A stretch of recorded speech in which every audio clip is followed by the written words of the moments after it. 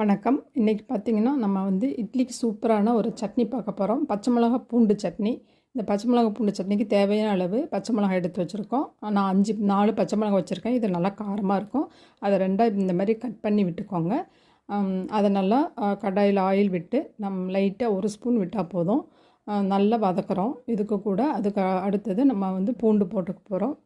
பூண்டு போட்டுக்கிட்டு அதையும் வதக்கிறோம். அதோட கொஞ்சம் ஜீரகம் ஒரு 1/4 ஸ்பூன் போட்டுட்டு ரெண்டும் நல்லா வதக்கணும். இந்த பச்சை மிளகாய் நல்லா எல்லா இடமும் வதங்கி வரும்போது தான் அதனோட காரத்தன்மை குறைச்சிட்டு நம்ம நல்ல டேஸ்ட் கிடைக்கும். அதனால் பச்சை மிளகாயும் பூண்டும் நல்லா வதக்க போகிறோம். நல்லா வதங்கினதுக்கப்புறம் நான் 1 டேபிள் ஸ்பூன், இந்த அளவுக்கு 1 டேபிள் ஸ்பூன் இருந்தால் போதும், பொட்டுக்கடலை போட போகிறேன். இந்த பொட்டுக்கடலையும் போட்டதுக்கப்புறம் லைட்டாக வதக்கினா போதும். ஏன்னா பூண்டு பச்சை மிளகா தான் நல்லா வதங்கணும். அதனால் லைட்டாக வதக்கி எடுக்க போகிறோம்.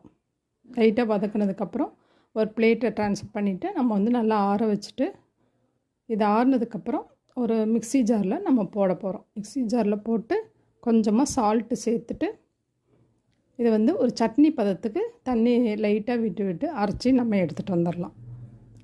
அரைச்சி எடுத்துகிட்டு வந்துட்டு நமக்கு இது ஒரு தாளித்து மற்ற சட்னி தேங்காய் சட்னி தாளிக்கிற மாதிரி தாளிக்கணும். அதனால் நம்ம ஒரு பவுலில் இந்த சட்னியை நம்ம போட்டுடலாம். இது ரொம்ப பச்சை கலராக இருக்காது. ஏன்னா நம்ம அது கூட பொட்டுக்கடலை லைட்டாக சேர்க்குறோம் இல்லைங்களா, அந்த கலர் அதனால் லைட்டாக இந்த மாதிரி தான் இருக்கும்.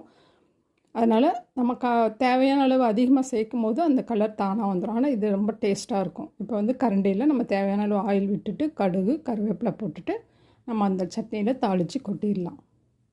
இந்த சட்னி இட்லிக்கு ரொம்ப சூப்பராக இருக்கும். தோசைக்கு ரொம்ப நல்லா இருந்தது. அதனால் நீங்கள் கண்டிப்பாக இதை செஞ்சு பாருங்கள். அதனால் இப்போ நான் சுட சுட இட்லி செஞ்சுருக்கேன். அந்த இட்லியோடு நம்ம வச்சிடலாம். அந்த இட்லியோடு வச்சுட்டு சாப்பிட்டு பார்த்துடலாம். அதே மாதிரி இந்த சட்னி பார்த்திங்கன்னா பச்சை கலரில் ரொம்ப பச்சை கலரில் பச்சை மிளகா நம்ம அதிகமாக போடும்போது அந்த மாதிரி இருக்கும். அது நம்ம எவ்வளோ பச்சை மிளகா போடுறோம் அப்படிங்கிற அளவை பொறுத்து நமக்கு அந்த மாதிரி கிடைக்கும்.